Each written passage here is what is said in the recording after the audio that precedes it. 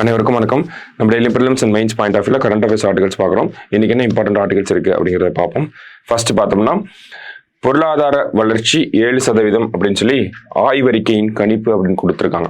அதாவது இன்னைக்கு நமக்கு பட்ஜெட் தாக்கல் பண்ண போறாங்க. ஓகேவா, ஒவ்வொரு வருஷமும் பார்த்தோம்னா பட்ஜெட் தாக்கல் பண்றதுக்கு முந்தைய தினம் என்ன பண்ணுவாங்க அப்படின்னா இந்தியாவோட எக்கனாமிக் சர்வே ஆஃப் இந்தியா அப்படிங்கிறத ரிலீஸ் பண்ணுவாங்க. அந்த வகையில எக்கனாமிக் சர்வே ஆஃப் இந்தியா அப்படிங்கிற டாக்குமெண்ட்டை நேற்று ரிலீஸ் பண்ணியிருந்தாங்க.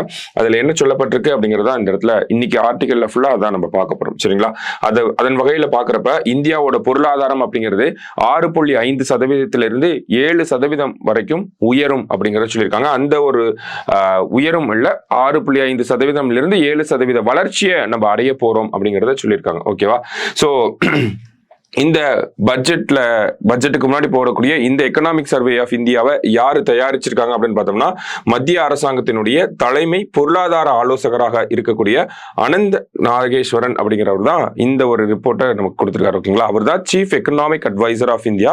ஸோ அவங்க தான் லீட் ஆத்தரா இருந்திருப்பாரு இந்த எக்கனாமிக் சர்வே ஆஃப் இந்தியாவை சப்மிட் பண்றப்போ. ஓகேவா, ஸோ அதை சார்ந்த விஷயங்கள் தான் இங்கே கொடுத்திருக்காங்க. ஸோ அந்த அறிக்கையை நேற்று நம்ம நிர்மலா சீதாராமன் அவர்கள் இரு அவைகள்லையும் தாக்கல் செஞ்சு. ஓகேவா, சோ அதுல என்ன சொல்லியிருக்கு அப்படின்னு பார்த்தோம்னா அதிக வேலை வாய்ப்புகளை உருவாக்க வேண்டியதின் அவசியத்தை கோடிட்டு காட்டுவதோடு சீன நேரடி முதலீடுகளை அதிகரிக்கவும் அந்நாட்டிலிருந்து இறக்குமதியை குறைக்கவும் அழைப்பு விடுத்துள்ளது அப்படின்னு சொல்லி கொடுத்திருக்காங்க. சோ ரொம்ப ரொம்ப முக்கியமான ஒரு ஸ்டேட்மெண்ட் இந்த ஸ்டேட்மெண்ட். ஓகேவா, ஃபர்ஸ்ட் என்ன சொல்றாங்க, வேலை வாய்ப்புகளை உருவாக்கணும். அது நமக்கு தெரிஞ்சதுதான். ஓகேங்களா, வேலை வாய்ப்புகளை உருவாக்க வேண்டிய அவசியத்தை பத்தி சொல்லியிருக்காங்க. மற்றபடி பார்த்தோம்னா இந்த சைனீஸ் ரிலேட்டடா ஒரு விஷயம் சொல்லியிருக்காங்க. என்ன அப்படின்னா நம்ம சைனீஸ் ப்ராடக்ட்ஸை யூஸ் பண்ணக்கூடாது அப்படிங்கறத நம்ம தொடர்ச்சியா சொல்லிட்டே வரோம். அதே தான் இவங்களும் சொல்றாங்க. ஆனா அது எப்படி சொல்ல வராங்க அப்படின்னு பார்த்தோம்னா சீனால இருந்து வரக்கூடிய நேரடி முதலீடுகளை ஆதரிக்கணும். Foreign direct investment from China அதை நம்ம அதிகப்படுத்தணும். சைனாவிலிருந்து நம்ம இறக்குமதி பண்றதை தான் கம்மி பண்ணணும் அப்படின்னு சொல்லி கொடுத்திருக்காங்க. ஓகேவா, சோ ரொம்ப முக்கியமான ஒரு ஸ்டேட்மெண்ட். ஓகேவா, சைனால இருந்து வரக்கூடிய ஃபாரின் டைரக்ட் இன்வெஸ்ட்மெண்ட்டை நம்ம இன்க்ரீஸ் பண்ணணும். அதே மாதிரி சைனால இருந்து நம்ம இறக்குமதி பண்ணக்கூடிய அந்த இம்போர்ட் பண்ணக்கூடிய விஷயங்களை நம்ம கம்மி பண்ணணும் அப்படிங்கறத சொல்லியிருக்காங்க. சோ ரொம்ப முக்கியமான ஒரு ஸ்டேட்மெண்ட். சரியா, சோ மத்தபடி பார்த்தோம் அப்படின்னா பணவீக்கம் அப்படிங்கிறது கட்டுக்குள்ள இருக்கிறது.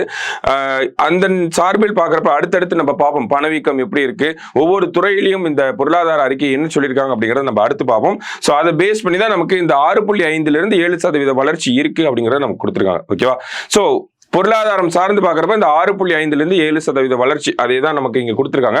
அடுத்த கட்டமா பார்க்கறப்ப பணவீக்கம் அப்படிங்கறத நம்ம பார்த்தோம். ஓகேவா, சோ இந்த பணவீக்கம் அப்படிங்கிறது எப்படி இருக்குன்னு பார்த்தோம்னா இந்தியாவில் குறுகிய கால பணவீக்கம் பெரிய அளவில் பாதிப்பை ஏற்படுத்தாது அப்படின்னு சொல்லியிருக்காங்க. ஷார்ட் டைம் இன்ஃபிளேஷன் அப்படிங்கிறது பெரிய இம்பாக்ட் இல்ல.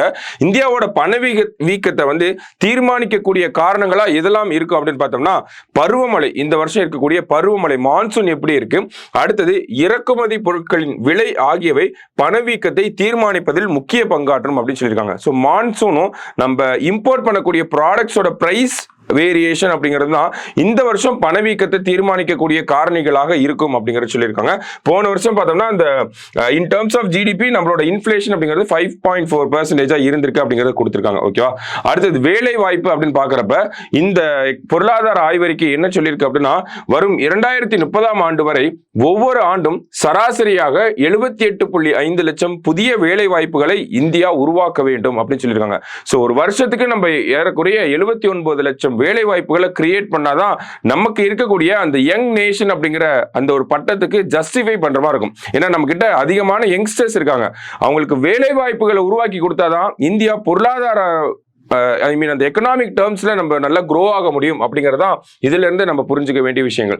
சோ அதனால என்ன சொல்றாங்க அப்படின்னா இந்த செயற்கை நுண்ணறிவு ஆர்டிபிஷியல் இன்டெலிஜென்ஸ் போன்ற விஷயங்கள்லாம் ஜாபை ரீப்ளேஸ் பண்ணாம இருக்கிறத பார்த்துக்கணும் அப்படின்னு சொல்றாங்க. ஓகேவா, சோ ஜாபை ரீப்ளேஸ் பண்ணாம அது ஜாபோட ப்ரொடக்டிவிட்டியை இன்க்ரீஸ் பண்ற மாதிரி இருக்கணும்னு சொல்றாங்க. ஓகேவா, இப்ப நம்மளே இருக்கோம் அப்படின்னா எனக்கு பதிலாக ஒரு ஏஐ வந்துருச்சு அப்படிங்கிற மாதிரி இருக்கக்கூடாது, என்னோட எஃபிஷியன்சியை ஏஐ இன்க்ரீஸ் பண்ற மாதிரி தான் இருக்கணும் அப்படிங்கிற மாதிரியான விஷயங்களை தான் இந்த ஆய்வறிக்கையில நமக்கு சொல்லியிருப்பாங்க. முக்கியமான ஒரு ஸ்டேட்மெண்ட். சரியா? சோ அடுத்ததா பார்த்தோம் அப்படின்னா பங்குச்சந்தையில பார்த்தோம்னா சில்லறை முதலீட்டாளர்கள் பங்களிப்பு அதிகரித்து வருகிறது. ஓகேங்களா? சோ ஷார்ட் டைமா இன்வெஸ்ட் பண்றவங்களோட அந்த ரோல் பெருசாகிக்கிட்டே வருது. சில்லறை முதலீட்டாளர்களின் மேம்பட்ட பங்கேற்பு மூலதன சந்தைக்கு வந்து சிறந்தன்மையை கொடுக்கிறது. சோ நிறைய பீப்புள் பார்ட்டிசிபேட் பண்றதுனால ஒரு ஸ்டெபிலிட்டி அப்படிங்கிறது கிடைக்குதுன்னு சொல்லியிருக்காங்க. இருப்பினும் உண்மையான சந்தை நிலைமைக்கு மாறாக அதிக வருமானத்தை எதிர்பார்ப்பது கவலைக்குரிய விஷயம். சோ நம்ம புதுசா இன்வெஸ்ட் பண்றவங்க என்ன பண்ணுவாங்கன்னா, நமக்கு போட்டோனே காசு நிறைய எடுக்கணும் அப்படின்னு சொல்லுவாங்க. சோ அது மாதிரி இல்லாம சந்தையோட நிலைமைக்கு ஏத்த மாதிரி தான் உங்களுக்கு இன்கம்ஸ் வரும் அப்படிங்கறத நமக்கு சொல்லியிருக்காங்க. ஓகேவா? அடுத்தது வங்கிகளின் செயல்பாடு அப்படின்னு பாக்குறப்ப ரொம்பவே நல்லா இருக்கு அப்படின்னு சொல்லியிருக்காங்க. அடுத்ததா பாக்குறப்ப முதலீடுகளை உருவாக்குவது, மேம்படுத்துவது, அதை ஆதரவளிப்பது, வாடிக்கையாளர்களுக்கு தேவையான சேவைகளை அளிப்பது தான் வங்கிகளோட முதன்மையான நோக்கமாக இருக்கணும் அப்படின்னு சொல்லி பேசிக்கான விஷயம் தான் வங்கிகளை பத்தி நமக்கு கொடுத்திருப்பாங்க. அடுத்தது ஏற்றுமதி சார்ந்து பாக்குறப்ப உலகளாவிய புவிசார் பிரச்சனைகளுக்கு மத்தியில் இந்தியாவின் ஏற்றுமதி தொடர்ந்து அதிகரித்து வருகிறது அப்படின்னு கொடுத்திருக்காங்க. சோ நமக்கு ரெட் சி இஷ்யூ இருக்கு, சவுத் சைனா இஷ்யூ இருக்கு, ரஷ்யா யுக்ரைன்லாம் இருக்கு, இந்த மாதிரியான அந்த இஸ்ரேல் பாலஸ்தீன் இஷ்யூஸ்லாம் இருக்கு. இந்த மாதிரியான பிரச்சனைகளுக்கு மத்தியிலுமே இந்தியாவோட ஏற்றுமதியை பார்த்தோம் அப்படின்னா தொடர்ந்து அதிகரிச்சுட்டே தான் வருது. நம்ம எக்ஸ்போர்ட் பண்றது, ஏற்றுமதி எக்ஸ்போர்ட் பண்றது பார்த்தோம்னா அதிகரிச்சுட்டே தான் இருக்கு அப்படிங்கறத சொல்லியிருக்காங்க. சரக்கு ஏற்றுமதி 2023-24 சரிவடைந்த போதிலும் சேவைத்துறை ஏற்றுமதி அதிகரித்துள்ளது. ஒரு செக்டார் டவுன் ஆச்சுனாலும் இன்னொரு செக்டார் வந்து நமக்கு கை கொடுக்குது அப்படிங்கறத சொல்ல வராங்க. ஓகேங்களா?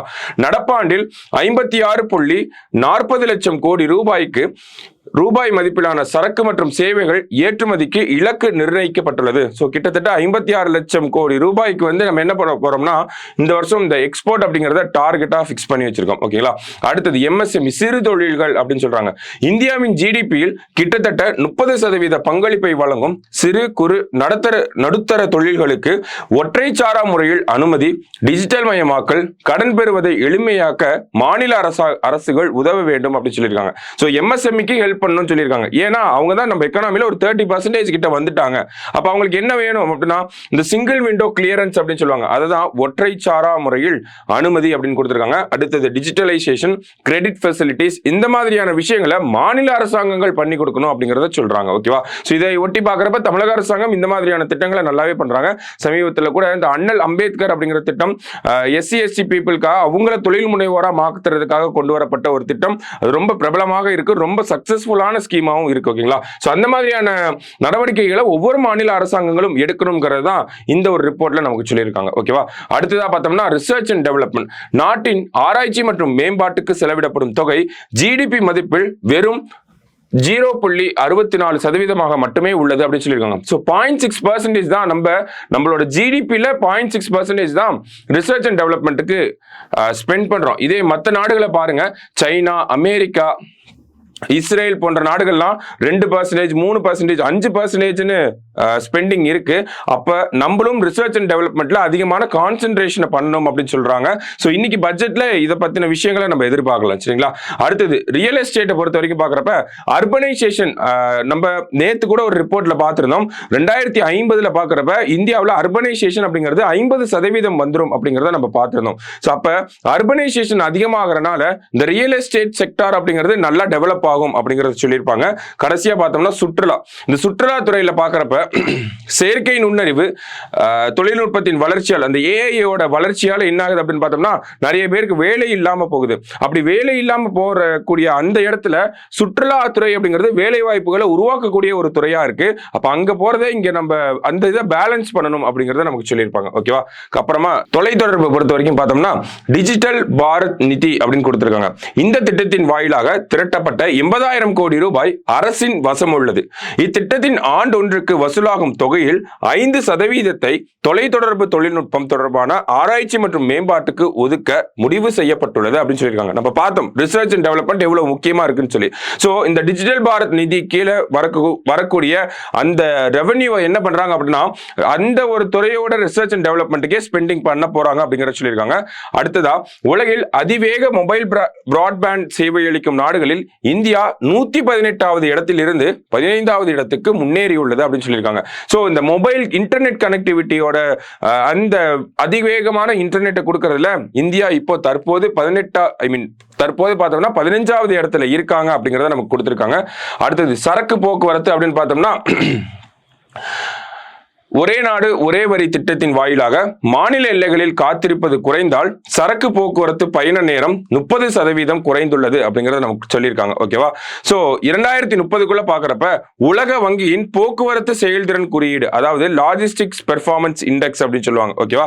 அதுல டாப் 25க்குள்ள வரணும் அப்படின்னு சொல்லி நம்ம இதுக்காக தனியாவே ஒரு பாலிசியே போட்டிருக்கோம். Logistics policy, national logistics policy அப்படின்னு சொல்லி. எதுக்காக அப்படின்னா இந்த சரக்கு கண்டெய்னர் ஹேண்டலிங் அப்படிங்கிற விஷயங்கள்லாம் இருக்கு இல்லையா? சோ அதுல இந்தியா வந்து டாப் கண்ட்ரியா வரணும் அப்படிங்கிறதுக்காக. ஓகேவா? சோ 2022ல அதுக்காக நம்ம ஒரு பாலிசியை போட்டிருப்போம். கடைசியா பார்த்தோம்னா எலக்ட்ரானிக்ஸ் துறையை சார்ந்து என்ன சொல்லியிருக்காங்க அப்படின்னா 2023-24 நிதியாண்டில் ஒட்டுமொத்த ஐபோன் உற்பத்தியில் 14% இந்தியாவில் உற்பத்தி செய்யப்பட்டுள்ளது அப்படின்னு சொல்லியிருக்காங்க. சோ உலகத்தில் இருக்கக்கூடிய ஒட்டுமொத்த ஐபோன் உற்பத்தியில 14% வந்து இந்தியாவில் உருவாக்கப்பட்டதா இருக்கு. ஓகேங்களா? அப்ப அத வளர்ச்சி இருக்கக்கூடிய ஒரு செக்டாரா இருக்கு, வேலை வாய்ப்புகளை உருவாக்கி தரக்கூடிய ஒரு விஷயமாக இருக்கு. ஓகேங்களா? மேலும் உலகளாவிய எலக்ட்ரானிக்ஸ் பொருட்கள் ஏற்றுமதியில் இந்தியா 4 இடங்கள் முன்னேறியுள்ளது அப்படின்னு சொல்லியிருக்காங்க. அப்ப இது வளர்ச்சி பாதையை நோக்கி இருக்கு அப்படிங்கறத நம்மளால புரிஞ்சுக்க முடியுது. சோ இந்த மாதிரி ஒவ்வொரு துறையை பத்தியும் இந்த எக்கனாமிக் சர்வே ஆஃப் இந்தியா என்ன சொல்லியிருக்காங்க அப்படிங்கறத இந்த ஒரு 2 ஆர்டிகல்ல நம்ம பார்த்துக்கோம். ஓகேங்களா? சோ இதை நோட் பண்ணி வச்சுக்கோங்க. நமக்கு மெயின்ஸ் பாயிண்ட் ஆஃப் வியூல எக்கனாமிக்ஸ் ரிலேட்டடா ஏதாவது கொஸ்டின் கேட்கறப்ப இந்த மாதிரி எக்கனாமிக் சர்வே ஆஃப் இந்தியால சொல்லியிருக்காங்க அப்படிங்கறத நம்ம கோட் பண்ணி எழுத முடியும். சரியா? சோ நோட் பண்ணி வச்சுக்கோங்க. நம்ம நாளைக்கு டிஎன்ஏல மீட் பண்ணலாம். தேங்க்யூ.